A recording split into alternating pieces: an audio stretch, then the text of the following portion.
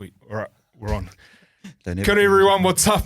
Welcome back to another episode of Hori's Tell Stories. Cheers, whānau. Fuck, bro. Yeah. Anyways, I'm sitting here next to KPC, Kalen Ponga's cousin. Kia ora, bro. Kia ora, bros. Bros are the Cuzzies 100 too, coming up. 100 shout out to NRL games, Kalen. so shout out to KP. Nice. Well done, cuz. Yep, mean. Make sure you get him on the potty when he comes too. Yeah, hard. And then we've also got the wisest man on the planet, Coach Job. Kia ora whānau. Haven't been back in how long's it been? Three weeks? Yep, 3 weeks, something like that. But also we're lucky enough to have a guest today. He was the under 90 kg World's strongest man. Ooh, fucking mean, Stronger bro. than us. Ooh. Stronger than us. For Just sure, as bro. strong as that Waz jersey. Love it, whānau. Fucking have to rip up them, the brothers. Waz. Have to rip the Waz. How good is it to watch them, bro? Like, you just fucking give me a heart on this. Bro. It is good, Always. bro. And he's also competed at the CrossFit Games, and that's Ngarimu Ahipene. Kia ora, bro. Kia ora, brothers. Thank you for having me on. It's an honour. Fuck, what a you're resume, right. bro. That's mean. Yeah. World's strongest man. Oh, bro. Yeah, look, but surreal, you know, at first when you hear it at first. But no, look, it's certainly something I'm very, very proud of. Yep. Not many people can say they're the world's strongest man in the hard. division. So The no, world's look, strongest man. Man. very, very proud. Yeah. But you must go to that when you see fellas in the gym just talking themselves up and you're like sitting there listening like, fuck, I'm the world's strongest man. Yeah, Don't bro. come at me. Don't come around World's here, bro. strongest Yeah, man. If Come you want to around squat, we here. can squat. Yeah. That's it. Nah, mean, bro. Thanks for coming on. But before we get onto the rest of this podcast is sponsored by Cuzzies. Shout out to Cuzzies. Shout out, Cuzzies. If you want your Cuzzies. taste of home, go down to Bertram for Price Parkway. Bertram, hit up Cuzzies, get yourself a hangi, raw fish, all that good Killers. stuff. Power. Some extra hinu whānau. Yep. Up the Be- Waz. The was. Always. Beware of the gout. Hard. But let's roll into Pit and Peak, boys, to our left, Pong. Work's been going really well. FIFO gig, been really enjoying it. Finally getting the brothers together and running some sessions, like that culture and their vibe, which is what I love. I love doing a class. It's good, and bro. Like, been watching it on makes your a stories, difference, bro. You know, It's and I good. miss, It's I building. miss the old gym vibes. Everyone just rocking up, catching up. How's your day been? All getting in there, just going hard. And a lot of the gym boys just do their weights, so I've been annoying. How I just annoy people till they kind of give in. Yeah, bro. They got to You're the point annoying where as. we're on the bus going to Karratha. You're persistent, motherfucker. Yeah, I am, mate. Yeah, I annoy bro. the fuck out of people till they give in. And then I was like, boys, so what, no class? They're like, no. I was like, so you're going to eat that KFC? They're like, oh, fuck yeah. And then got one Māori in. He bought a couple of Māoris and the Cook Island boys. But it was good, bro. They enjoyed it. It was fucking Hundy Club vibes, bit of a session. We've been playing social sports. So, yeah, going into just my pit quickly. I thought I'd jump on. I've been wrecked since States. Cortisone in the knee, shoulder tear. Jumped on there, and a few of the old boys passed the ball. Done my shoulder. Fucking, I just like, that's me, boys. And Passing I was, the ball. Bro, just anything quick, bro. Like, the only thing quick I could do is if I'm tensed up in the room and just fucking going to town. You're going to wing for states. Right. Yeah, bro. And just fuck, I was like, couldn't believe it, bro. So that's a bit of a pit. But on a peak note, if I can get it sorted, Ireland reached out, might be going to the Touch World Cup. Nah. But they don't know about the shoulder, so the only thing I try and ran it past the missus. Like, oh, babe, how's your day? You good? I was like, oh, just got back from another sports trip in Thailand. I was like, oh, Ireland, Touch want me to play for over 35s, and she's like, nah, bro. So she's, your shoulder's wrecked. I was like, I'll get it better by then. So yeah, touch rugby fucks you up getting old, but it's just a once a lifetime experience, Yeah, I can go over there, cut oranges, bro, just to be there, tell the kids I went there, cut some oranges. Yeah. Done my other shoulder. Just get the kit, bro. Yeah, just need just the there to kit, get bro. the I kit. just want the kit. Yeah. Get the Just chuck kit. me the kit, bro, and I'll be fucking riding it Here to come the the grave, fundraisers on Facebook, bro. Here come the Speaking of that, fundraisers bro. on Choose number Facebook. 1 to 50, whānau. I thought you said there was 50 in the raffle. Oh, I said 5,000, didn't you not? But no. And saying that I do, got some nice sporting memorabilia. So I've got a plan for that, bro. It is with 3 kids, bro. But, I actually got to get that leave pass approved, but that's Pit and Peak. Nice, bro. Nice. Nice. Joe, So officially, boys, I can take on trainers underneath me now. So Ooh, I'm going to mental. train online trainers, bro. And Mental. they come under me through my system. You only just recently spoke about that, bro. I did, bro. A boss. Becoming a boss, bro. Yeah, bro. Yeah, so Nice. You're a PT pimp now, Neff? PT Pip Nef. Nice. Yeah, so good. So I'll just take a cut and just help someone take their clients online. Yep. The bro's one of my online clients as well. So I take the PT. They're using my system.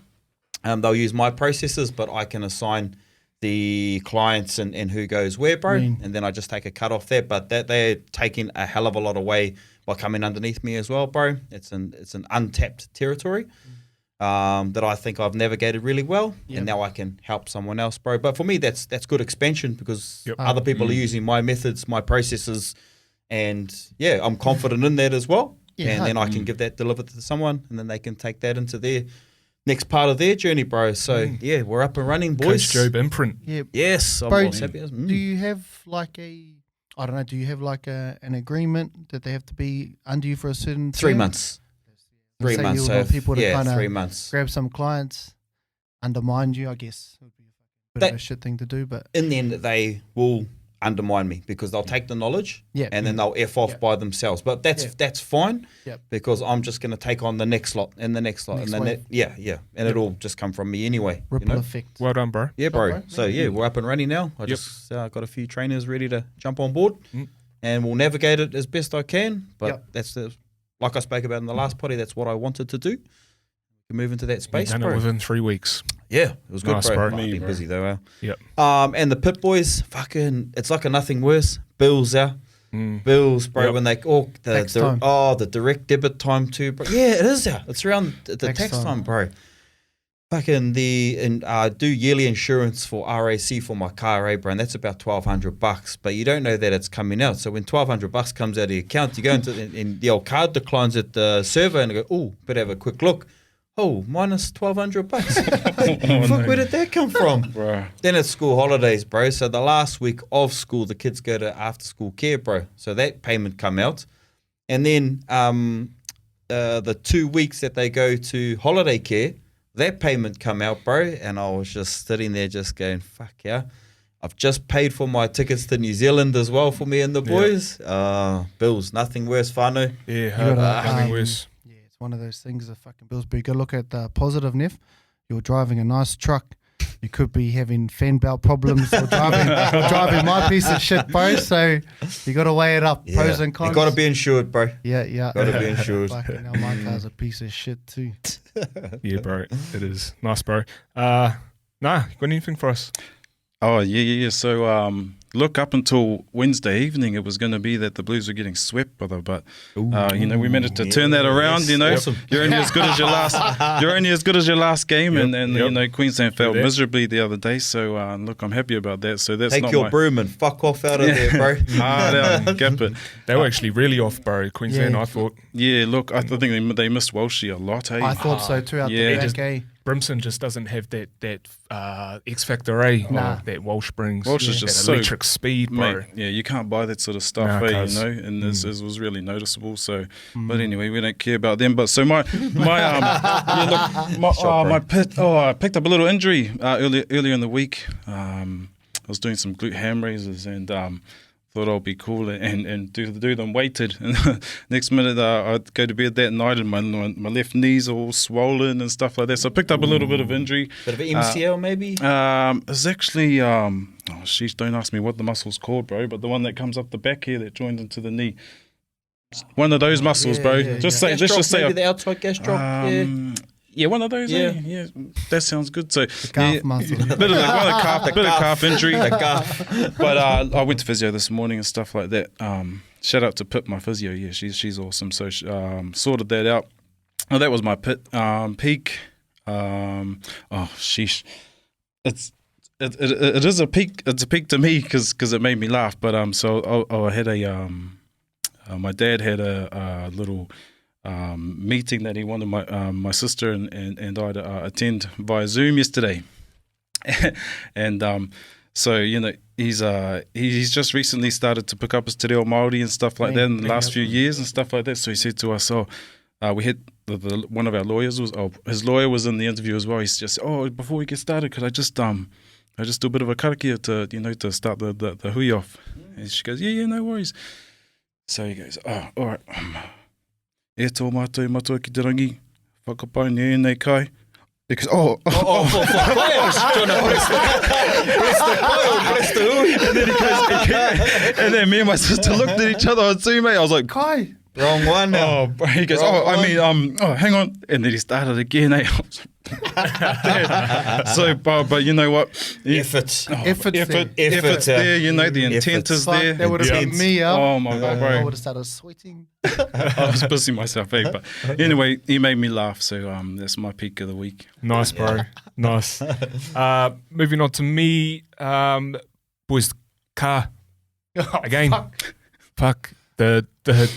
So the wheel fell off. I've had enough, man. Bro, so yeah, fuck, I have too, bro. I was up at Mahi and then my missus rings me, the engine light's on.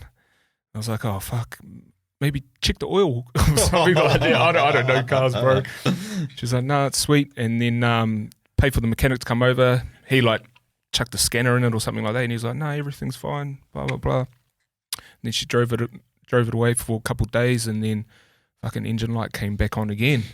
And then you come back over and it's a crankshaft or something like that. I don't know, bro. But so that first visit costed us $150, and then he's got to come back again tomorrow, which is another $150. Bills, bro. Like you said before, you know.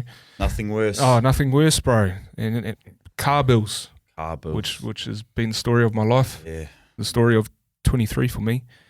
So yeah, fucking car. Mechanic, lucrative business. See, if the engine light come on, bro, I probably would have done something stupid like filled the water up or something for the wipers. So we had to talk about getting a new car last night. We need to start a GoFundMe. It's serious. Oh, that'll be nice, bro, because we looked at the prices for some cans. Hard. But Peak Boys, look, we're up for a beer tonight. It's been our first beer in a long time. Fuck, almost 4 or 5 months or something like that. We haven't had a beer with each other. Yeah, us three. Yeah, us three. We've never actually turned one on. February, I had too many beers with this fella. Yeah. I got sick of this cunt for after that. Yeah, same, bro. It's rare to catch. It's rare to catch all three of us out on a beer. So make the most of that tonight. And the girls gave us the pass only because they're coming. They're coming. Yeah. So, it's a whānau. If you want to go out with the boys, bring the missus. Yep. Stuff that. It's better to what they reckon. Better to ask for forgiveness than permission. Yeah, bro. Yeah. Oh, but that's Pit and Peak for another week. Mean. Now let's move on to your story, bro. I've got a bit of a deep question for you, like deeper than what we usually start off with. Yeah. When you look back on your life right now, what is the greatest achievement? Oh, look, I think it's pretty hard to go past winning World's Strongest Man in 2019. Yeah, okay. You know, from a like athletic perspective, you know, or you know, my chosen field of strength sports and stuff like that. So there's that, but you know, if I'm honest, I think it's creating the life that I have here in Perth. You know, moving over at a young age. We had a family. I had no job. I had no job lined up or anything like that. We just sort of flew here on a whim, and you know, being able to achieve everything I have here, it came off taking that leap, and yeah. So I think for now it's more about sort of the life that we've been able to establish over here, and you know, that sort of led to other members of my family and friends and stuff coming over from me coming over here. So I'm really proud of that, and being able to help, you know, some of my other family and stuff come over. You know, my sister's here now with her kids, and you know, one of my best mans, one of my groomsmen from my wedding is here and stuff like that. So yeah, I'm just really proud of you know, everything I've done to move here and establish ourselves in Perth. You know, it's an awesome place. Australia really is the land of opportunity, you know. So 100%, bro. It's what you make of it, and The America to Mexicans. it is. Yeah, you're right, bro. Hard out. You said instead of a wall, there's a bit of a swim. So. Yeah. Awesome, bro. Okay, so to help us understand you a bit better, and why you are the man you are today. Tell us about your childhood, bro. Give us a bit of context on your childhood. Yep, cool. So, I mean, ko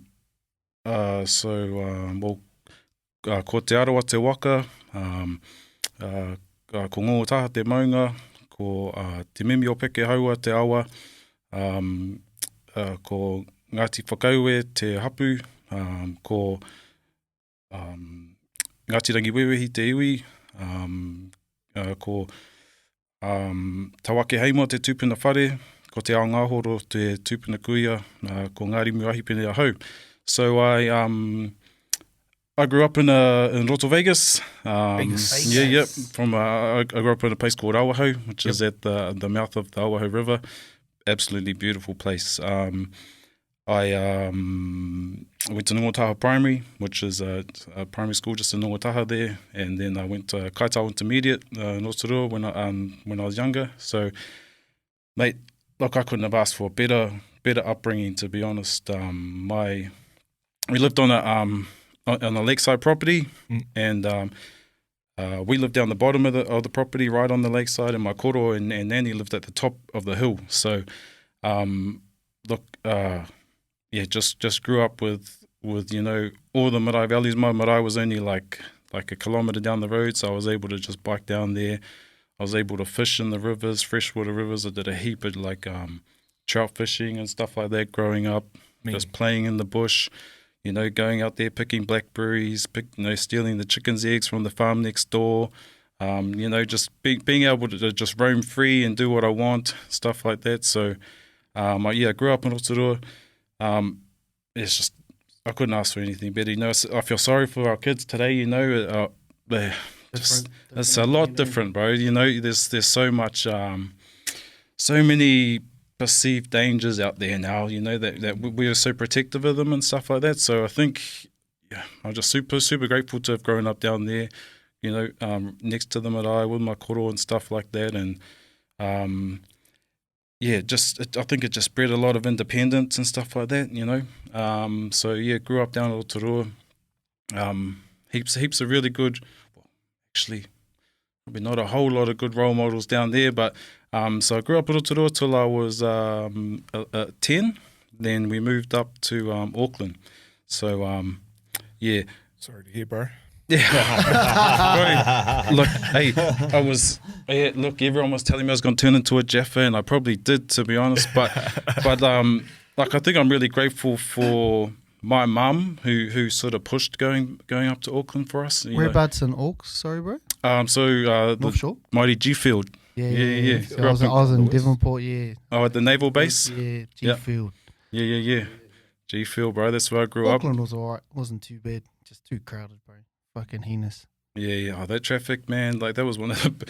When I moved here, I was like, look at this. There's no traffic going into the city. It's 100%, yeah. It was super brown here. There wasn't really much greenery around, but I just we moved up there when I was 10, and another Mexican to America moment, bro? Small town to big city, 100%. But yeah, really grateful for Mum taking the leap and moving us out of Rotorua, because as much as I love the place, who knows what I'd be doing, or what I would be into and stuff like that. Who you'd be repping. Oh, that's it, brother. That's it, man. Strongest man in Rotorua only, bro. You made most of the opportunities. Yeah.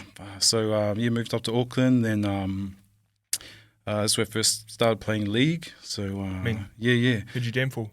Northcote Tigers. Oh yeah. Northcote. Yep. So still remember my first game. We just rocked up. Dad knew somebody at Northcote, and yellow and black, bro? Yellow and black. And black. Yep. Kevin Lock country. Yep. So look, we I rocked up, and I remember I was a bit of an angry fellow on the rugby field. Like, just had too much aggression and stuff like that, and I just hated. And plus, they were Aucklanders, so it was like I was playing against Aucklanders. That's how I was feeling anyway. I know those feels, yeah. So I just hogged the ball, scored 3 tries on debut, and my first ever game of rugby league, and the rest is history. But yeah, so grew up in Rotorua, moved to Auckland when I was 11. High school? I went to Glenfield College. Yep. So yeah, went to Glenville College. I played rugby for Glenville College and Glenville Rugby Union. So yeah, that's sort of like the early-ish. What were you like as a student, bro, at high school? Like us. Bro, Rock up probably lunch like you, or- bro. You're not Not the teach your lunch and sneaking We'll off be at starting lunchtime. fires like that man over there. Oh, didn't really start fires in Auckland, but one of my best friend Jesse, his house was only about 200 meters down the road from the college, and so we'll sneak off at lunchtime and have a bit of the devil's lettuce and then go back to class and stuff like that. Yeah, look, I really liked art at school. Yep. I wasn't really good at many other subjects, to be honest. I like playing sport and stuff at school. Bit of a creative. Yeah. I think so, bro. Like I enjoy painting on other people's house, or not on other people's walls and stuff like that, as you do in Auckland. A bit of graffiti and stuff. But I just really liked art. I still like art and do a few little pieces and stuff like that here and there. But Because art works well with the electric puha as well, I'm hearing this. it does to an extent, It does to an extent, but then you're falling asleep trying to do something, you should probably move on. But not very good at school, brother. Yeah, so I dropped out when I was at the end of 5th form. I went back for 6th form, and I was the only reason I was going to go back is if I could do art. And I remember Mr. Bradley said to me, "No, you're not. I'm not going to have you back in art for 6th form." So I decided to drop out. Yeah. True. Right shit, eh? So how old were you when you made your way over to Australia? Actually, before you answer that, why did you want to leave? Look, I think, so I did, the first time I actually moved to Australia, so after I dropped out, I went to work with my dad in Tauranga, at Maunganui, and we were doing concreting there. And I just wasn't really into it. Now I look back on it, I sort of wish I helped them out a bit more, but I was just useless. All I wanted to do was muck around, Hang some fences up. buy some more stuff, and then all that. I was just not really into all that stuff. So, and then when I was down there, my uncle from Tasmania came over for a holiday with his kids.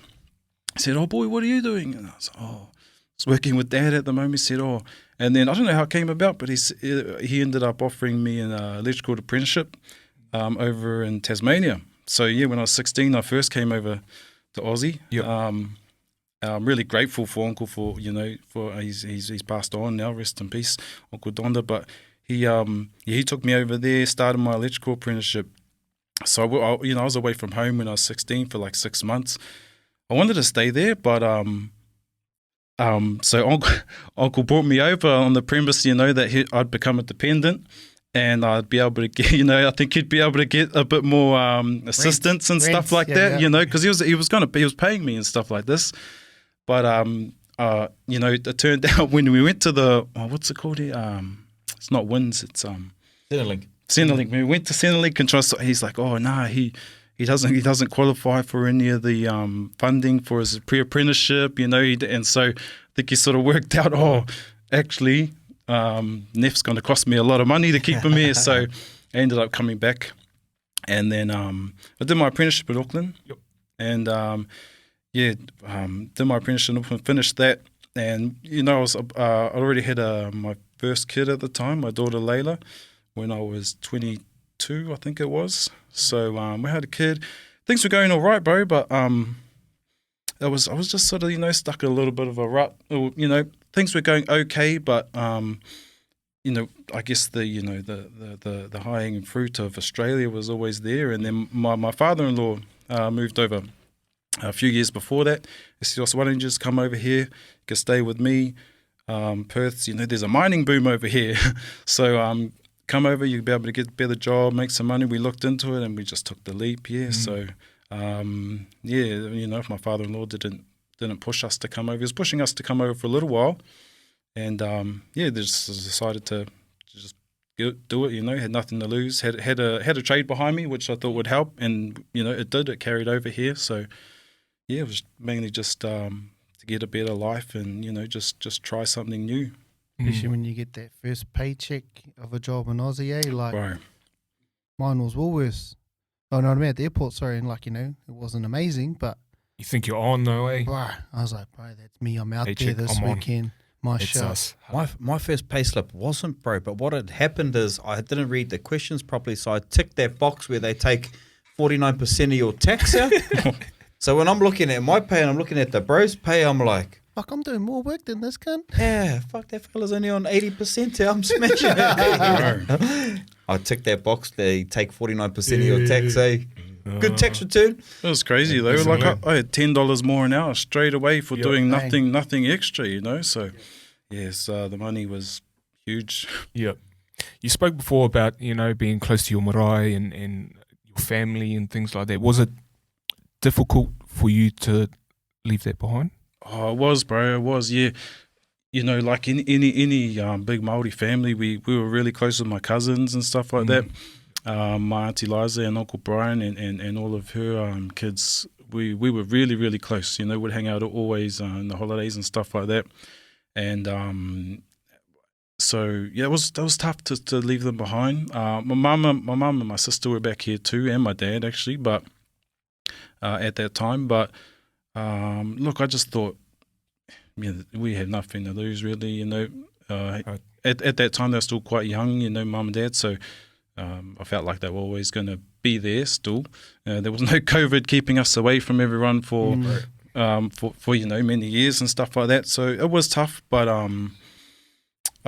sometimes in life you just got to be a bit selfish, and go after what you want. Bro. Take those opportunities, eh?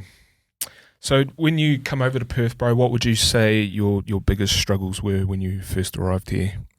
Did you know anyone other than your father-in-law? No one at all. I don't think. No, we didn't know anyone. So our biggest struggle from going, like an environment where you have family, friends doing things every weekend, people to look after my daughter and stuff like that, and to just turn up here, and probably for the first 3 months before we joined any gyms or started to get a community. We were just going to the mall on the weekend for our fun time out. True. Yeah. We'd just go to the mall and have something to eat, look at the shops and stuff like that. So that was hard at first. Just not really having too many people to fall back on and stuff. Yeah. After a while, you realise that half the Māoris are here anyways. You just got to meet them, mate. Right, 100%. You stop there, how many are here? You're like, I actually don't even feel like I've left home. Yeah, it was raising eyebrows at every Māori I could in the malls. Get that connection, eh? Hard out, but I think it's still here today too. We all know that whenever you see another fellow Māori person over here, you always give them the old cheer. Yeah. And it's so that was cool to see as well when I was here. How many of us were already over here? Hard. All right, bro. So let's get on to the training side of things. Actually, before we do that, this podcast is sponsored by Kiwi Homes in Perth. Oh. Shout out to Kiwi Homes in Perth. If you are currently renting, tired of renting, then jump on Facebook, Kiwi Homes in Perth page, hit up Curtis. He will sort you out. He will help you with the financing, the land, and the design of your very own dream home. And you get a free little coffee machine. And mention the Horis too. Mention the Horis too, and the bro will to do that. Look after us. Yeah, so if anyone's looking to buy, Curtis is the man. Mention They've the just Horis. dropped interest rates too, whānau. Yep. New home buyers, the government incentive. So it's a good time to jump on. Good time to jump on. There we go. All right, bro. So has training in general always been a big part of your life, whether it's been CrossFit, strongman, sports, whatever? Nah, not at all, to be honest. Yeah, especially I'd never had a gym membership until I moved to Perth here. So we moved over. Never had a gym membership? Nah. I think I went with the boys a couple of times to the gym. Oh, what we used to I had a little flat bench at home with some of those plastic weights, but we'd only ever use those just before we went out. Backyard pump, just about to go out, bro. You're already dressed in your collared shirt and your pointy shoes. The pointy shoes. That's the only time we'd jump on there, bro. The collars. Yeah. I remember we had 98.5 kilos total in plates, and I remember I was just always just all I do is just try and max out, once a week or something like that. So I wouldn't really call it training at all. It was more just trying to pump up before we went out and stuff, had a few beers in us. But Dax wax on the dumbbell handle. Right. Too much Dax wax. But yeah, so I moved here, and we had nothing to do, right? So I joined probably like a Jets, I think it was, in Beachboro. We were living at Beachboro at the time. Joined the Jets, and I'd just go there before, before work, stuff like that. Be in there at like 6 o'clock because I started at 7 down in Kwinana. I was making a big drive, and so it wasn't a huge part, but I started getting into the gym, and I was messaging my cousin James, and he was quite big into CrossFit in New Zealand. He said, and he was getting pretty good actually. Yeah, so because his brother-in-law was a trainer for the Chiefs, and they just started implementing like CrossFit training into their strength and conditioning. So James said to me, "Bro, you need to go join a CrossFit gym. It's mean." And like my cousin had started like looking big, looking ripped and stuff like this. He was always like me, just mainly into drinking and stuff like that growing up. So he started to make a lifestyle change, and that was actually really influential for his whole family, our whole sort of wider family. Him and Toddy starting to get into training and stuff like that.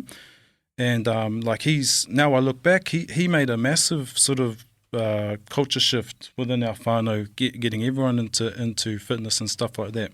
I mean, my auntie's like in her 70s now, and she still goes to CrossFit and stuff, a couple times a week and stuff like that, keeping fit.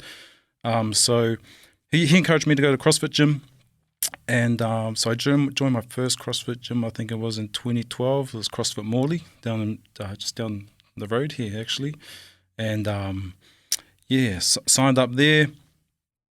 And my very first sort of training session. A girl by the name of Kelly was teaching us the fundamentals and stuff like that, and the class was doing snatch that day, the snatch lift, and so anyway, she taught me the fundamentals of the snatch, and then we went straight into lifting, and I managed to equal the gym record of snatch on my first day. Yeah, fuck. And then so 120. No, at the time I think it was 80 or 85 kilos. Yeah. It was still, we were a small box, still establishing. He was the coach at Brian was still sort of establishing it. It was literally just in a box, the back of a warehouse type thing. And so he really encouraged me to keep going, keep lifting. He thought I had some potential and stuff like that. And he really sort of, now I look back, he laid a lot of the foundations for my strength training. He was making us do, he put me on like a, what's it called? A Smolov Junior program, squat program.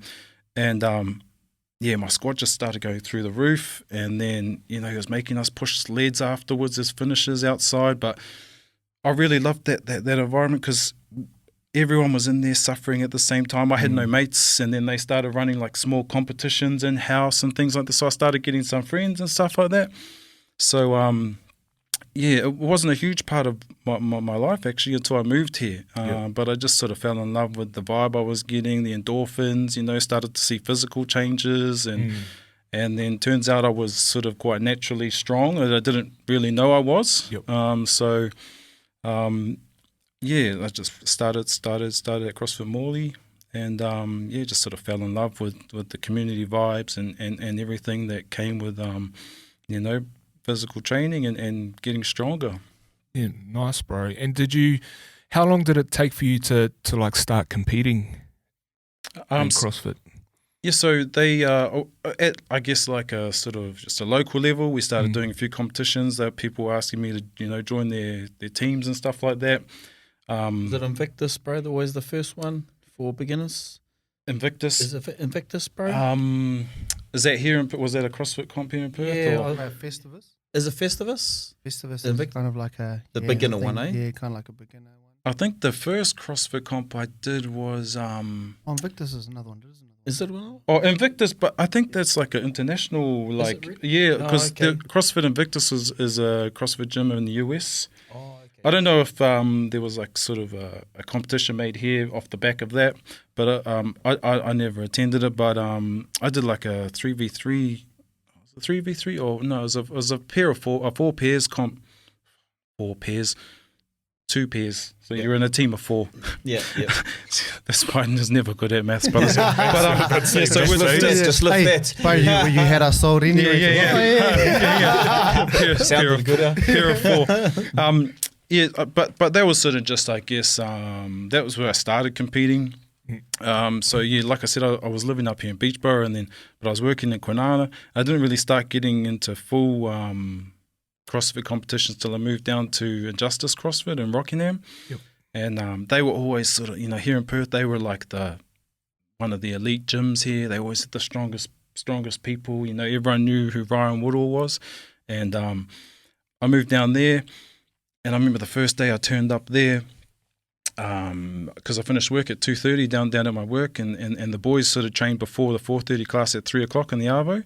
So he invited me down to the 3 o'clock session. I said, "Oh, cool, I'm Ngarimu," and I met my mate Kane and Dave, who are good friends of mine now. And I said, "Oh, what are we doing today?" And they go, "Oh, we're doing a 75-minute EMOM." and I was like, "Oh, what's that?" And they're like, "Oh, so for 75 minutes, we're going to go every minute on the minute, and we're going to do these exercises." And it was like one of them was 100-meter sprint, jog by the end.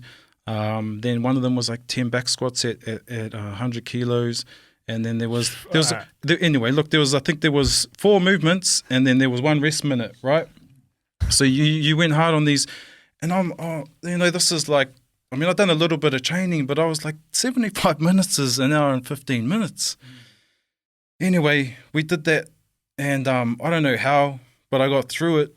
And I think that was sort of like my initiation, like now I look back into the click. They bled you in, bro.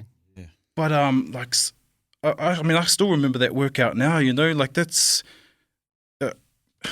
it's like an hour and 50 minutes of solid training non-stop. And, my hamstring talking about it. If you can get that, man. It's the squats for me and then the run. The sprinting. Yeah. You ain't getting. It was, look, it was crazy now I look back at it, but that's sort of, once you do something like that, you feel like you can do anything pretty much. Right. So I started competing with Injustice. We were talking earlier about how they had an awesome community down there, largely Māori community in this gym, run by this Ryan guy. I actually thought Ryan was Māori for like the first year that I was there, because like surely this fella's Māori, because he's got 80% of his, clients are Māori. He said Turbo too a couple of times. 100%. So I started competing in CrossFit and stuff, in about, I guess seriously, in about 2014, something like that. Yeah, and I was trying to get into the regional team. So Injustice, in the CrossFit community, there was a regionals, which is like an Oceania sort of titles that are held in Sydney and Wollongong. Yep. I really, really wanted to get into that. And then my goal was to get to the CrossFit Games. I don't know how or in what form, but I just really pushed to get into that team. And then the spot came up one year, and started competing with Injustice at sort of a higher level. Was that based on your results from the CrossFit workouts? Yeah, and just from turning up every day and putting in the mahi. Is that the only way to make those sort of competitions, bro? Is by doing those workouts? Oh, now, eh? Okay. Open. Yeah. Open, so we had to compete in the Yeah. open. Yes, we all had to compete in the open, and then everyone scores, or I think you had each week. So I think at the time the open was over 5 weeks. Yeah. So you did one workout a week. Everyone had to do the workout, submit their scores, video it, and stuff like that as individuals. And then you sort of took the best four scores. No, actually it was 6 at the time. Teams were 6. Yeah. You took the best 6 scores from the open, and those scores contributed to your team score. And we ended up qualifying for the for the regionals just from our performances. And my scores were, in 5 out of the 6 workouts. It was 4 out of the 5 workouts, I think it was. So managed to sort of force my way in, but also being welcomed in. Yeah, and so that's how you sort of qualify for those comps. But yeah, it was that was sort of like my first introduction into sort of competing in an arena and in front of crowds and stuff like that. It was televised. And all that, bro, kicked in, it was so cool, man. Hard. It was at Wynn Stadium too, where the Dragons play. Dragons, So yeah. So we're behind, we're behind the scenes there. We warm up and Sea breeze coming through too, bro. yeah, well, yes, hard out. After a couple of workouts, we'd go back out the back to because they sort of had access to where the stadium was. It wasn't inside, obviously, on the field. It was in the actual Wynn Stadium. But I'd go out the back there and sort of die on the stadium stairs, looking out at the ocean and stuff. It was pretty cool. But so that's sort of first introduction into competing, into in a I guess televised, stadium where people were watching and stuff. I absolutely loved it. So. That was the boom too, 2014-15 at CrossFit. Oh, it was massive, bro. Like you probably know, being involved in the fitness industry, but CrossFit was just blowing up all over the world. Huge. It's pretty crazy to see what they've made of it too, coming from sort of pretty humble backgrounds. Even what they're chucking in now, they never used to have the swimming, like they're trying to cover everything now, whereas back then, all round, it's good to see. But even like bench wasn't a big, in the early days, they never really had many bench wads and stuff. No. Really covering every ground, eh? Yeah, like, because of, achieving some of the things that I have, people ask me, oh, what do you bench? Bro, I never bench. I never did it at CrossFit because it was never really like a big, it was never really an event as such. They had their standard workouts.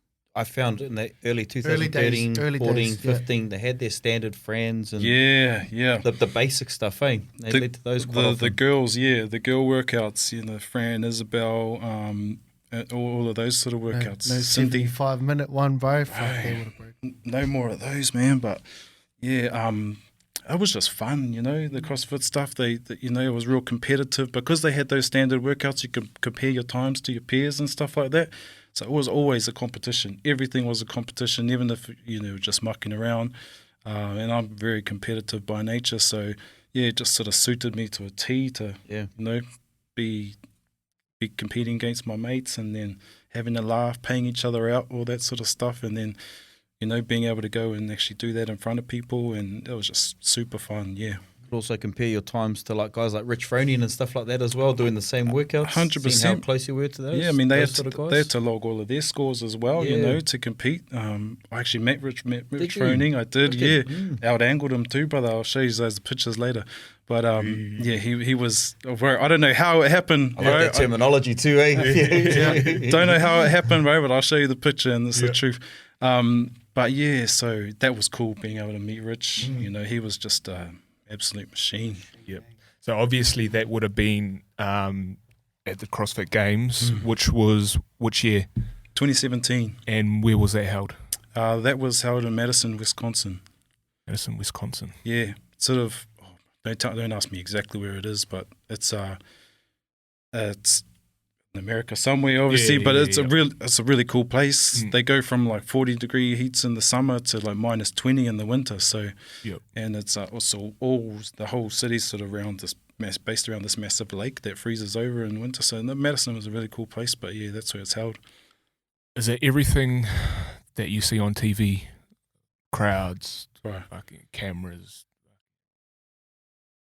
Everything and more, bro. Yeah. Like, I was listening to your guys' potty with Glenn, and he's talking about getting the kit and stuff like that.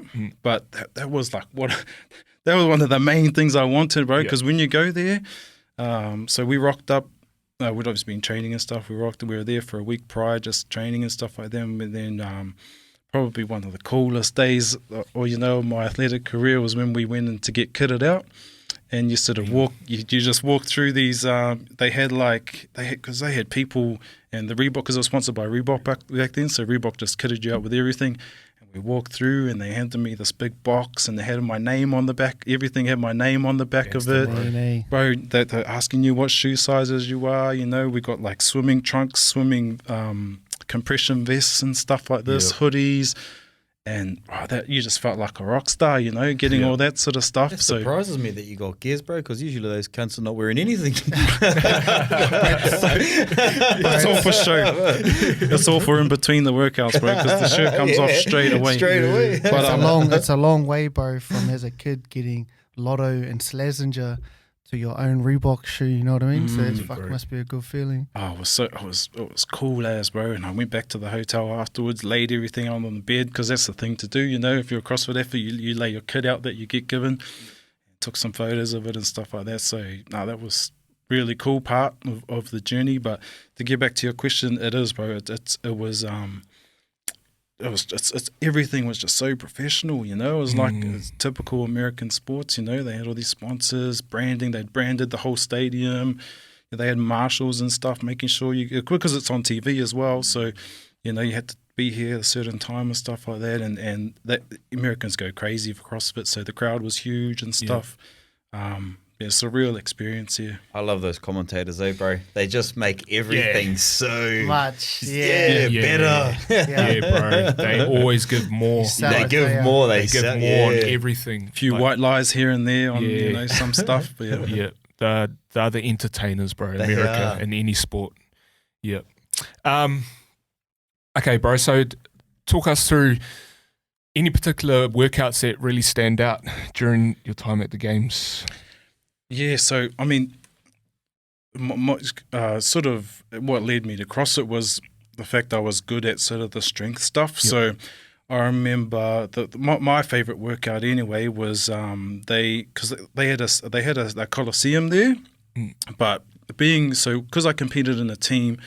And we're sort of a bit lower down in the ranks, you know, than the individuals and stuff like that. But we got to compete in the Coliseum one evening to do max clean and jerk. And they had the lights off. They had, you know, the studio lighting flicking everywhere, all the different colors and stuff like that. The whole stadium was packed, and we just got to max out. And we used to do that every second day at the gym, you know, with the boys. Was it walk ladder or you? So you just sort of nominated your weights. So you just had a platform each. Yep. And then the boys went out together and the girls came out together. So it was literally everything I loved about CrossFit, you know, with the boys. And we were just maxing out. We were maxing out in front of, you know, in a stadium and stuff like that. Cameras on us, you know, the platform next to you would go, then we'd go, and we're pretty good at clean and jerk too. Us there. So, and I'm pretty sure I PB'd my clean and jerk in front of the crowd and stuff like that. I want to say it was 157 kilos. Yeah.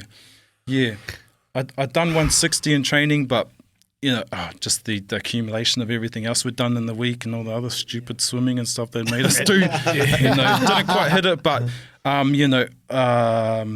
So man, that was awesome experience. Fucking sounds cool, bro. How you just talked about it. You know, the lights are out, the flashing, and that'll just G you up even more. Yeah, adrenaline would have been pumping. It was amazing, and the crowd was going off. You know, especially once the weights started to get up there. So no, that was probably the coolest. It's good. I find the lifts from the games. I enjoy watching those. Like, I reckon it's just pure strength, and just seeing people go hard. They make a really good spectacle out of it, and man, and they're really strong too, bro. You know, for everything else that they can do, especially the top male and female athletes, they're pretty up there. You know, I mean, they're never going to really compete with Olympic weightlifters and stuff who sort of master the sport, but you know, the weights are certainly getting up there nowadays. Yep. Did you get to get on the piss, bro, afterwards? I was about to ask like CrossFit, like everyone. But probably the best piss up we had actually was at the year that we came second at the regionals in Wollongong. To be honest, yeah, okay, because my cousin was also competing over there, so he was over there, you know, and he was quite buddy. He was competing as individual, and he was buddy with all these other sort of Australian CrossFitters that I'd idolised. Yeah. So yeah, we're getting on the piss there, and what I started. What was the main one, bro? The main Australian gun that you sort of idolised? I think the big tall fella was. Yeah. There was a few, bro. I think probably Calm Porter was up there, a guy named Calm Porter. My cousin, bro. He actually came, one year. Cousin's name, bro? James Conyu. Yeah. He actually missed, Aroha, my cousin, I have to tell the story. I went over there in 2016 to help him out, and he just invited me to be like his coach and stuff like that. I wasn't his coach or anything. He was really, really good, and he had a few injuries and stuff going into the comp, but the last workout was a clean and jerk ladder, and he just missed out on making the games by like 0.2 of a second. Oh. The bro walked over the line instead of running over the line.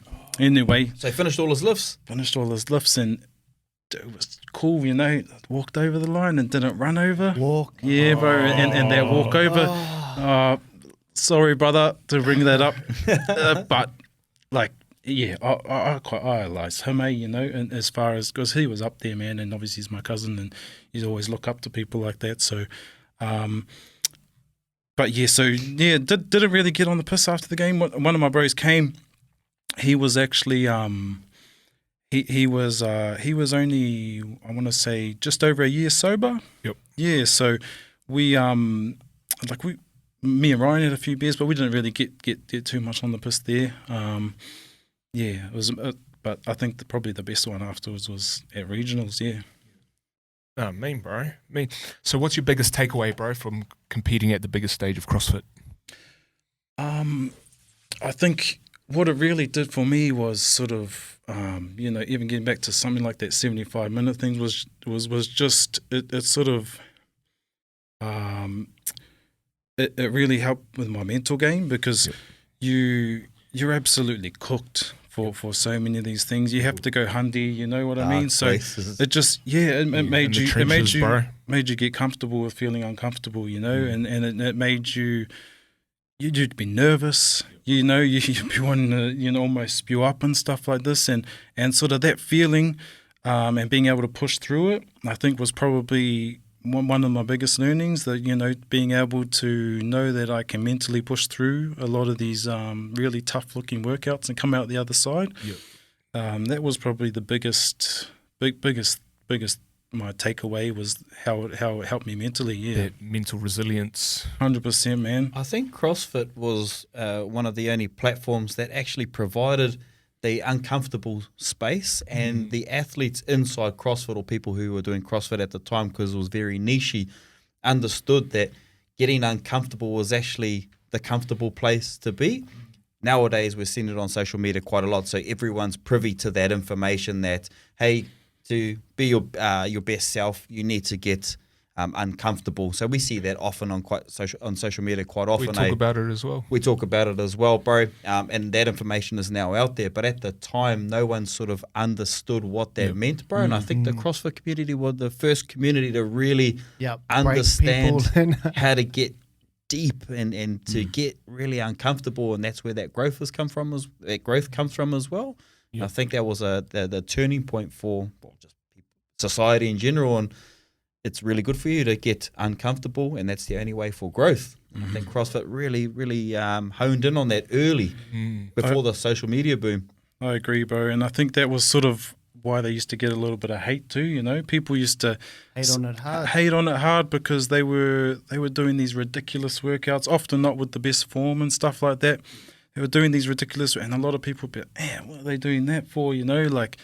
Haters. That's stupid. It was haters. Never meet a hater doing better than you, eh, boys? Yeah, so I think they copped a lot for it, but you're right. They you know, did to sort of introduce that, you know, being uncomfortable with being comfortable with the uncomfortable, and pushing yourself and boundaries and stuff like that. So, yeah. Oh, mean, bro. All right, let's move on to the other side. So, strongman. Now, for our listeners that don't quite know about strongman, what is it? Oh, yep. So strongman basically is moving heavy, odd objects. Moving heavy shit, bro. Lifting heavy shit. Lifting heavy shit. Like moving heavy, odd objects that aren't meant to be lifted or moved. You're a forklift. Awkward objects too, bro. You're just a human forklift, bro. Pretty much. A breathing forklift. hard. Yeah, that's a good analogy, actually. But yeah, look, and it's a bit of it's a lifting spectacle too. You know, everything. You know, you'll see people moving yokes that have motorbikes strapped to the side of them. What's a yoke, bro? I don't know what so a yoke is like a it's sort of an upright frame that's got a crossbar. Okay. Yeah, and it's got 4 corner posts with loading pins. It's awkward to fucking lift, bro. Yeah. You sort of stand underneath it, then stand up with it and walk with it. And I have seen them. Yeah, it's not uncommon for you to lose. I mean, like I've done a 450 kilo yoke before, so it's some of the heaviest stuff that we lift is actually on the yoke. Yeah. Yep. So look, it's just pretty much it's like you pick something in a car park or in a warehouse and then you decide to lift it, over a set You meter. probably tossed this fella's car down the road 10 meters. Yeah, my little Yaris, bro. I can help you change that tire, brother. I'll just lift it up. So, but look, it's super heavy. And then you got some sort of staples in CrossFit, like the Atlas stones, the big concrete balls, big oversized dumbbells and stuff like that. We have the yoke, and then we have we all sorts of stuff. There's some skill movements involved, like throwing sandbags over big heights and stuff like that. Stuff to it. Yep. Yeah. They've just started introducing, probably in the last sort of 5 years, a bit more of a sort of medley events where you sort of carry things, then throw things into something, then drag it and move. So it's just moving heavy stuff as fast as you can. So what drew you into that sport? Is it just the fact that you've been able to lift? It was just cool, bro. It was cool as. Yeah. And I got a little bit of a taste of it in CrossFit, They did some farmers walks and they had some yoke events. But like what drew me to strongman was I was always better at the heavy stuff in CrossFit, So I love that sort of competing environment, and strongman for me just sort of encased both those things. And then, but what really started it for me, I think, is in I'm not sure if you guys know the Warrior Rongo King. Yeah, bro. Yeah. So He'll be on soon. he will be. He'll be on Good, soon, bro. awesome. I was gonna, cool. And so I think it was 2016. Rongo won Australia's Strongest Man, the sort of heavyweight title. And then he released a little documentary on Facebook, and I remember watching that thing, and I was like, "Fuck! Australia's Strongest Man is a Māori from WA, Kalgoorlie. Yeah, from WA, and he was like I said, lifting like yokes with motorbikes strapped to the side. He was pulling trucks, doing all this stuff, lifting massive Atlas stones, and he just looked like a badass, covered in Māori tattoos. Yeah, bro. And I was just like, tusk tonga too. bro, he just sort of imposed everything Māori on the Australian strongman scene, and I just thought that was badass, man. I was like, I want to be like that dude. So just sort of that's what got me into it. Yep. And I just started in 2017, and just went from there. Yeah, so how often are you training for something like that? Like daily? For strongman, a bit less than I was for CrossFit. CrossFit, we're doing stupid sessions, like, I'd do like 10 sessions a week, before work, after work, 5 days a week. And then so when I transferred over to strongman, I got a coach pretty early. Yeah, I got after I did my first strongman comp, and while I was at that comp, I saw my coach there. He wasn't my coach at the time, but he was this skinny white boy with curly hair and glasses, and he just absolutely smashing this 350 kilo yoke. His name's Max McCall, and so then I hit him up. I was like, "Oh, who's your coach?" And he told me, "Oh, my coach is Tom Hibbett from the UK, blah blah blah." And I said,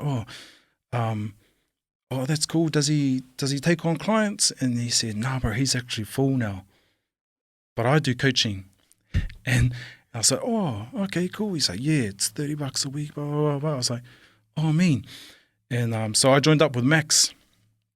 Bro, he comes to tell me after we won Worlds 2.5 years later, I was his first client, bro, and Tom Hibbett wasn't full. And he was just savvy, saw an opportunity and took it. And bro, he's built an amazing business out of it, Joe. Yeah. He's full online coaching. Yep. 6-figure salary and stuff like that. So look, I mean, that's there for you, bro. Yeah. And it's funny you were talking about now expanding your coaching business offerings. So I've just gone into coaching under Max now as well. So it's an awesome business model that you're chasing. But to get back to it, I wanted to train like 10 times a week. And he said to me, "Bro, you're doing 4 sessions." So I only did 4 sessions. I only do about 4 to 5 sessions a week if I miss something at the moment. Yeah. Did you have to give up CrossFit, bro? Yeah, I did. You had to, eh? Yeah, he made me. It's just too much volume, losing a lot of weight quickly. Yeah, like you're always under eating in calories, Yeah. you know, and you might get stronger in CrossFit, but it's not the most efficient way to put on, you know, gain strength and muscles like that. So no, he made me cut it right back. And I was only doing 4 sessions a week, and can I do another this or that? And he said, oh yeah, you can do it if you want.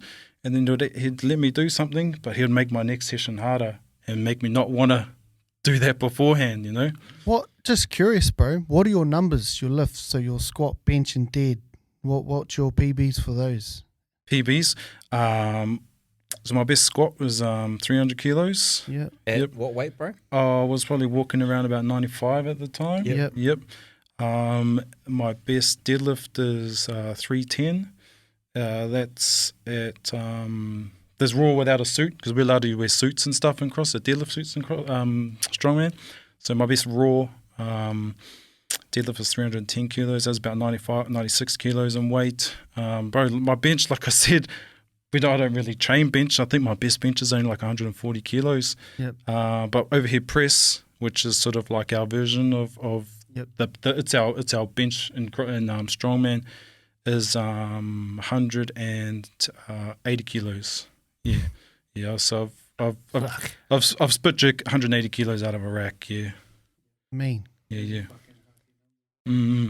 Yeah, bro. That's fucking hectic. Yeah. How like with all the training I that just you've can't done. comprehend that weight, bro. Yeah. I think I did 120 yesterday, bro, and I nearly broke me in half out. Yeah. Oh, bro, it's like anything you love, though, bro. You just it just adds up over time. You know, before you know it, you've been training for 5 years in the sport, and then these numbers just don't. You know, you get new goals, you get a new perspective of what's sort of heavy to you and stuff like that. So, yeah, you just got to work at it, and What gets tracked gets measured. What gets measured gets improved. there you I go. tried to bench the bar this morning. No go. With this bung shoulder. Are they like, are you trying to hit like a certain amount of calories per day? Like what was were you counting any calories or whatever? I am when I'm in competition. Yeah. Yeah. So when I'm in a competition training block, you know, working towards something, probably because I have to watch my weight. I put on muscle quite easily, just from the type of training we do. And like when you're training harder, you sort of get hungrier and stuff like that. So for a lot of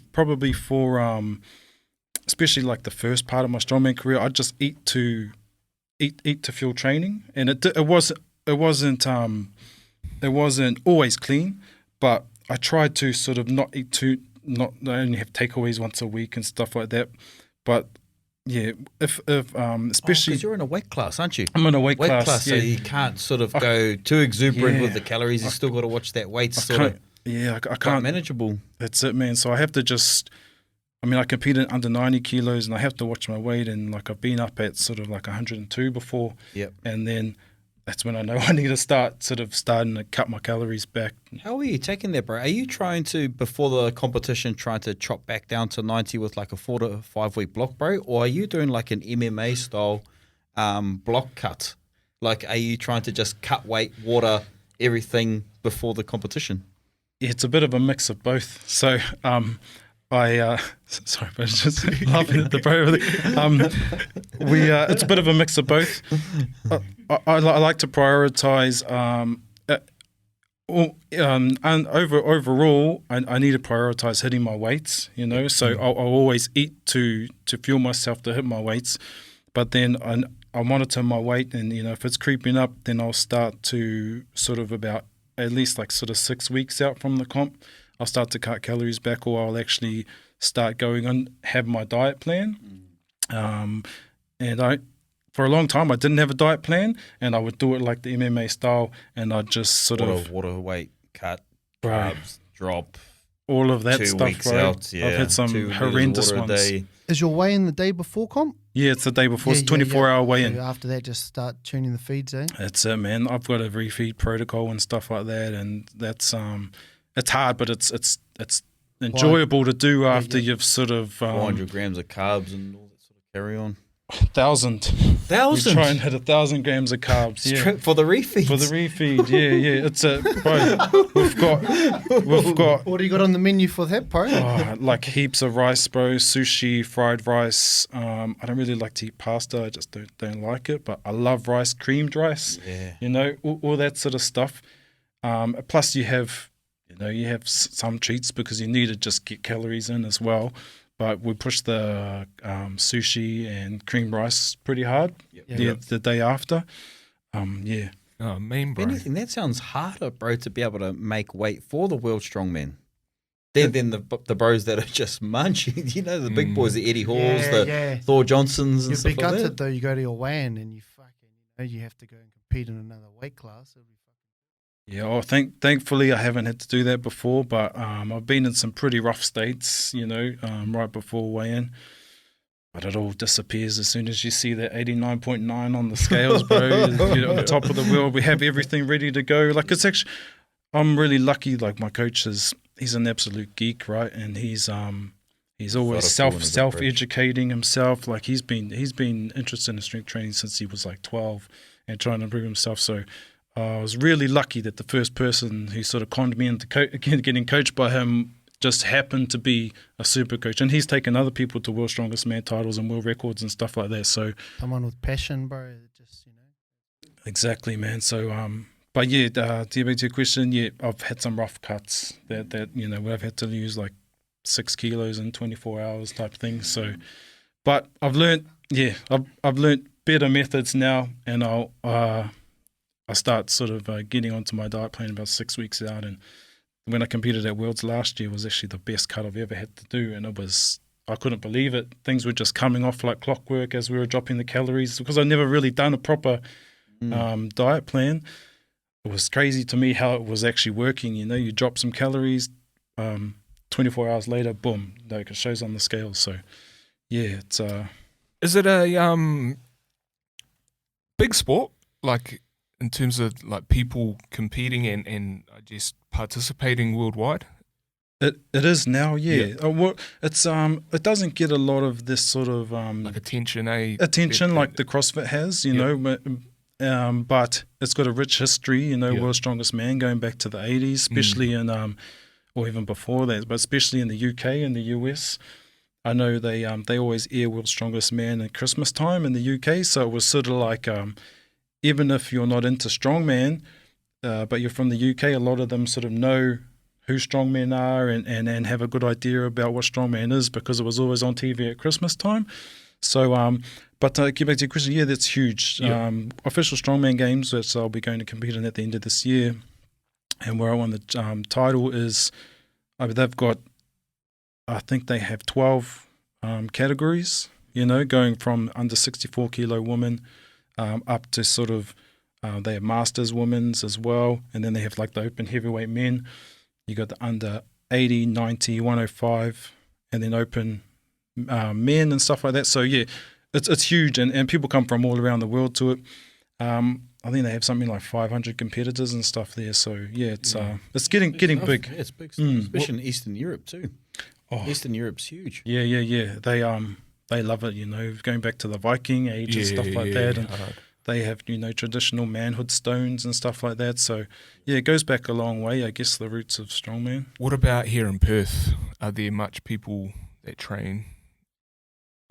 Yeah, so there are. It's getting bigger. I'm trying to get as many of the CrossFit people over as I can, you know, because I really enjoy it and just want other people to get into it. But it's we went through a really cool phase right before COVID where it was huge. You know, we had sort of like 45 people competing at the competitions, which was pretty big for us here.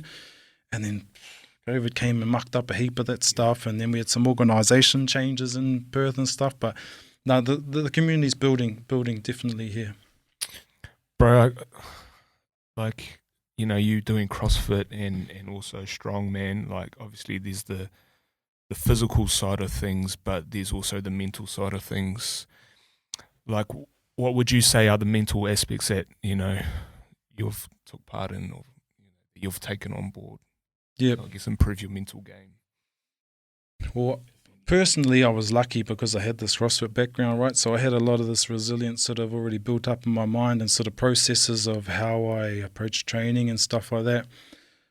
But one of the biggest things I think is that a lot of the weights that we're sort of tasked with lifting are just a bit out there, you know. So it's getting used to sucking for a little bit, you know, and that's hard for a lot of people, even me, you know, when you're training for something and just having the resilience to slowly build up over time and not just rush things and get injured and stuff like that.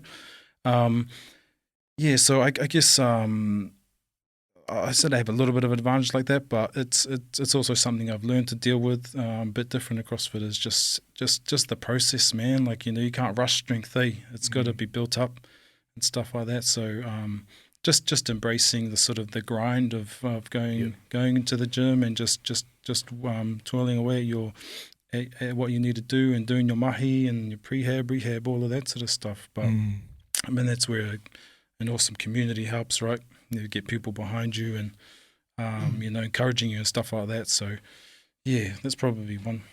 It's a pretty solid effort, bro. Like, you know, we're all into our fitness and stuff, but you only come across a small, probably a 1% of people that are mentally, physically committed to the health and fitness aspect. Like, you know, we train, but you get those people that will just wake up every day, priority, set a goal, love that challenge and that mental push, you know, like, fuck. So you've pretty massive, bro, what you've achieved, you know, and fuck yeah, it's just hats off to you. It's fucking inspiring. Cheers, brother. Thank you. But not only, like, also with that, like, you being able to balance all of that, like having a family as well. Like, how has that been, bro? Like, because you said before that you're training 10 times a week during CrossFit, and then, you know, you've got World's Strongest Man, and then you're doing comps, like trying to find that balance with kids. Yeah.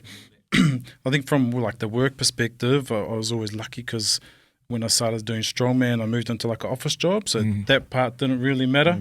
It was like the hours were flexible as well, so that part of training was fine. But man, like you brothers will know, you talked about asking your wife to go out, you know, to fly over the island or to compete at Touch Nationals. I couldn't have done any of it without my wife, you know. Nicola, she hold the fort down. I'll be at the gym from like straight after work till like 7:30, come home, and she's had to do her own mahi as well, being a teacher aide. Feed the kids, get them, you know, get the bath ready, you know, they're all showered and stuff like that, and I just come home and eat, you know. So whenever I'm in competition phases like that, I couldn't do any of that without her, you know. Up the wahinis. 100%, bro. So look, that you could, and you just have to have a solid support, you know, not from your wife, but just from your whole community as well. You know, they help you out along the way to get to these places. So, I mean, that's key for me, is surrounding yourself with a good community. You know, you can't buy that stuff. Environment, bro. Environment. 100%, bro. Like I say, in any workout you do, it's like earlier, it's good having a good crew around you because it pushes you and inspires you to push within your workout. Yeah. You know, but if you're just going to a half-assed gym when everyone's just chatting, you ain't putting in any mahi, real mahi anyways. Hard. And then, you know, if the bro can do it, you have to do it. Yeah. Like, you don't want to be the only fellow in your group that can't do it. That's a Māori thing though, it's just from a young age competing on the sports You're hanging field. around with 5 useless fellas there, you will be the 6th out. 100%. Yeah. So did you set any like world records or anything like that, bro? Like strongman or? Yes. So so I in 2019 I set the axle press world record.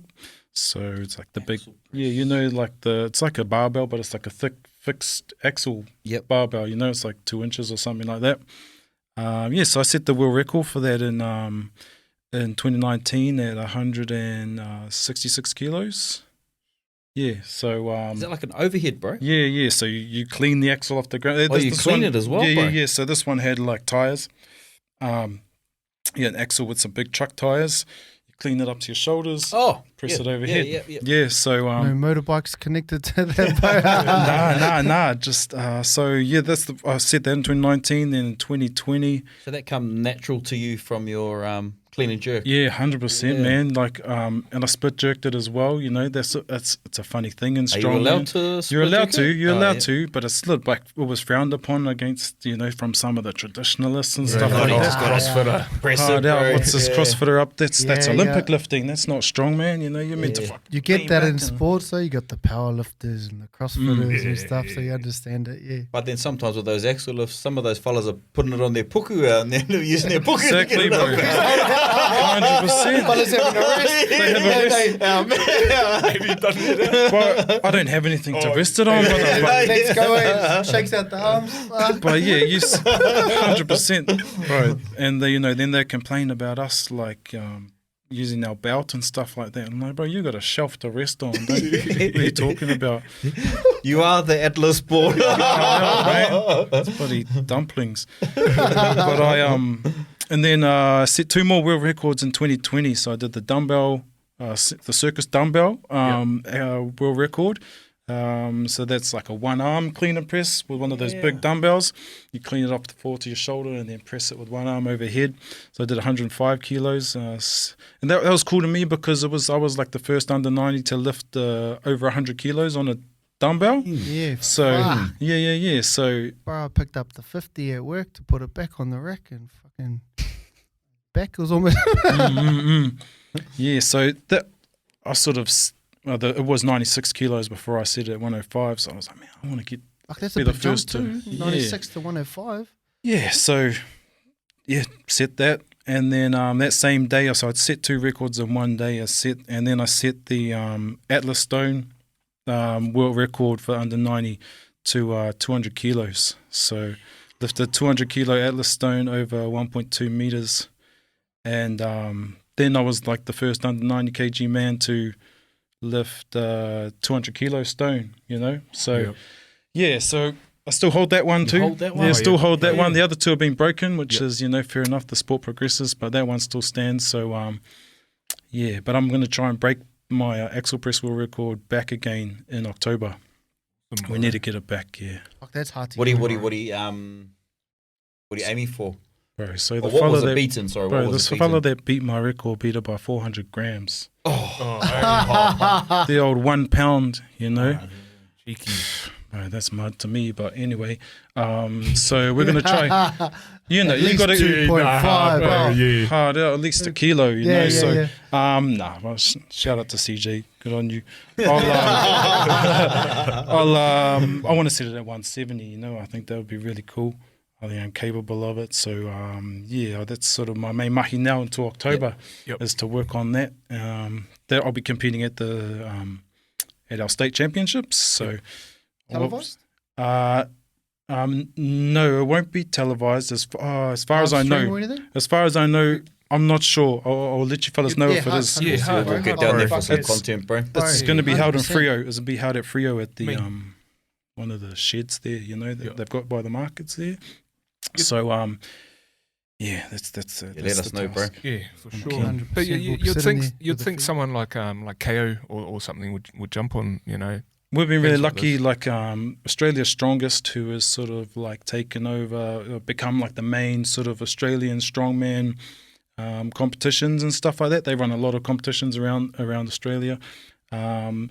They've started streaming KO and stuff Oh, yeah, nice. for it's bit like we went to Australia's Strongest Man with Max earlier this year. That was all streamed on KO and stuff, and competed at the middleweight series. That's been streamed on KO. So we're getting there. We're Yep. getting there. Yep.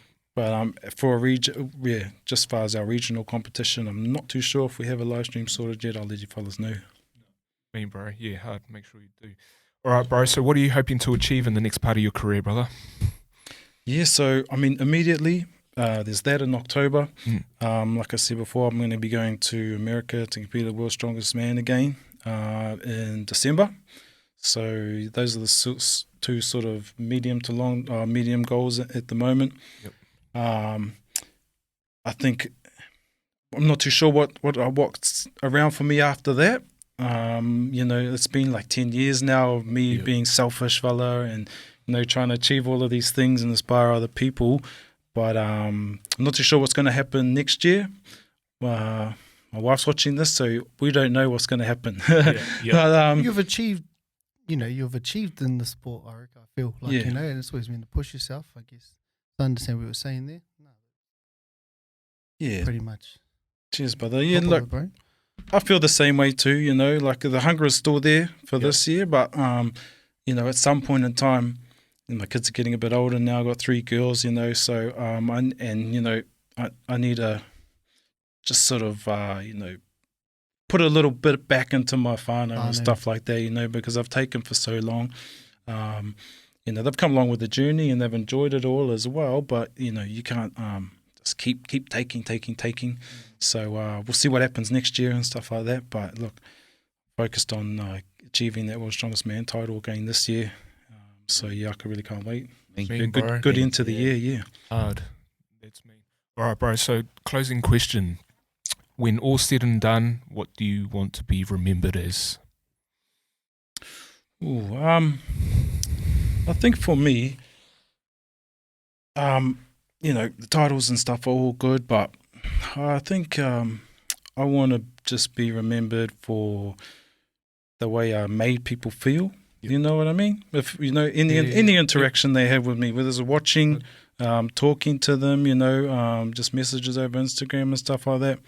I just want people to just remember the way I made them feel. Whether it's hopefully it's all good, but look, I think one of the coolest things about achieving all of these things is that I have been able to inspire people, and when you get messages from people telling you cool, bro. that you've inspired, like I got one this week from a random Māori fella here in Perth who's just going to do his first competition in October, and that's what you realise. Makes it all worthwhile. Makes it all worthwhile. All your sacrifices and then achieving these things. It just makes you feel good, and then if you can just change somebody's life for a short period, exactly. If you can encourage somebody to get into something that they love and help them achieve, then your job is done as far as I'm concerned. So, I guess that's it. Yeah, mean, bro. Thanks for sharing your story, brother. Yeah, appreciate it's it, inspiring just hearing it, bro. And I want to go do a workout now. Yeah. do that. Have some beers. Hard. But not only that, bro, your mental resilience and what you've been able to push yourself through, and just the hunger.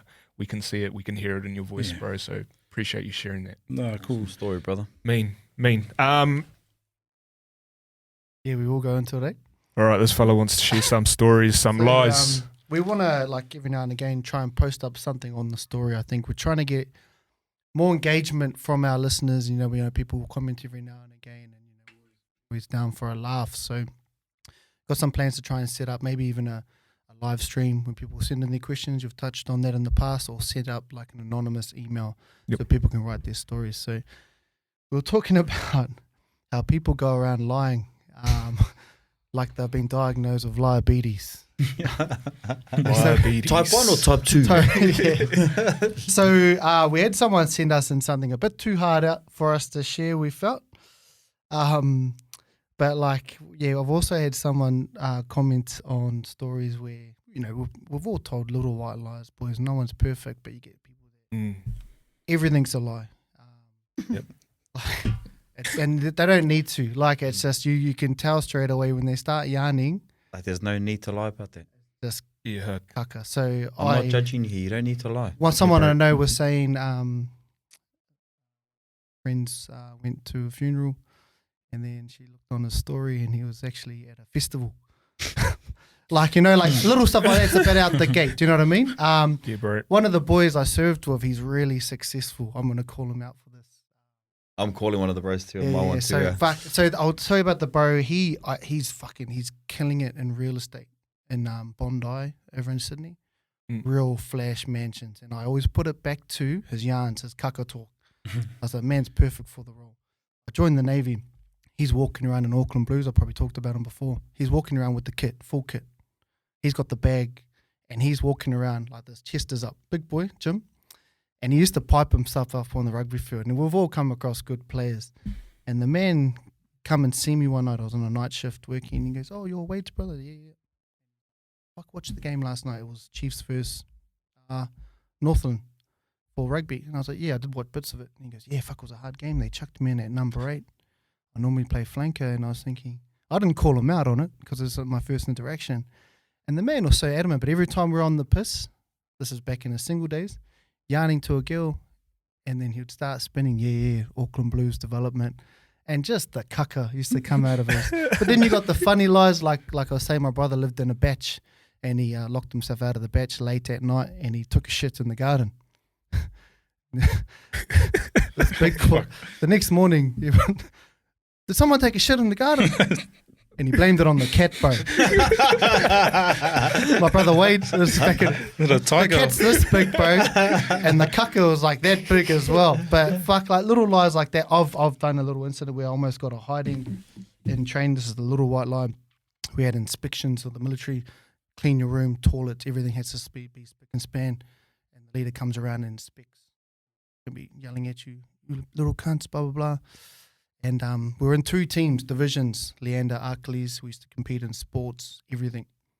And the boys in Arcleys were pissing me off. Like, became good friends with them over time, but this is like basic training.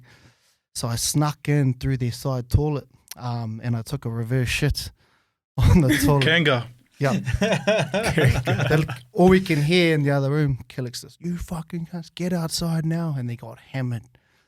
They always were like, "Fuck, it was you, eh?" I was like, nah. And I fucking lied to the girl. Pretty much, the boys found it eventually. Lies like that are acceptable. But you just got to remember, fun, sometimes if you're telling someone, you know, you're going to get a milk and bread and you end up fucking 3-day bender in Bootylicious nightclub for a 3-day bender, you know, that's when it's out the gate. But yeah, over to you, Neff. Oh, bro, Mikey Gray. Mikey Gray. He was working with us at Woolies at the time, mate, and I got to, I saw who called in sick for the day and the reasons why. He didn't even have to give a reason. And I knew the bro hadn't turned up that day, and I saw his name on the sick list, but then I seen there was an actual comment attached to why he was sick, bro. His sister had been involved in a car crash. The bro doesn't have a sister. And bro, every time I bring it up, it cracks me up, eh? Diabetes, fine. It don't like little white lies, but then there's the ones when it's just constant, and they're big too. Yeah. Hard. We all know someone. Diabetes, fine. There's always heaps of lies for calling in sick at Mahi, bro. That's yeah, we've all done everyone- that too, you know. Everyone, yeah. Always been Everyone's- just straight. I'm not coming in, bro. Yeah. Yeah. But anyways, Joe, you got some wisdom, bro, before we close out? Yeah, bro. This probably comes back to the line as well, boys. So Einstein once said, the definition of insanity is doing the same thing over and over and expecting different results. Yep. So if you want some different results, whānau, stop lying, eh? Stop lying. Hard. Here we Coach Joe, go. wisdom, whānau. Here we go. Pong, close us out. He's our Wata, another classic. Marvin Gaye whānau. I haven't played this before, eh? No, you haven't, bro. But anyways, whānau, thank you for tuning in. Ngarimu. Thank you Mean to our brothers. bro. Brothers, Awesome. thank you. Yeah. Thank you very much. Coming Stop, in, bro. Cuzzy. Mean, bro. Appreciate it, cuz. My man. And that's us. And yeah, till next time. We out. Which is in about an hour. Proper audio this time too. Yeah, I hope so. Peace. Everyone knows Mean. Mean, brothers. That was mean. That was a good one, bro. Yeah, I enjoyed the one. That was good. I know about the bro, though. He crashed out. I was about to pull out my phone. I was like, can't get an interview. I was like, fuck. They gave me a You probably used to talk cucks all day. That's why, bro. I mean, shot for bringing me on, and that was gangster, bro. Giving you fellas not having any clients now and making time. No, it's me, bro. So Yeah. it's cool. Yeah, no, hard. What you guys are doing anyway. Nah, You're well, starting to get some mean gets on. I cancelled the bro. If we're not training today. Of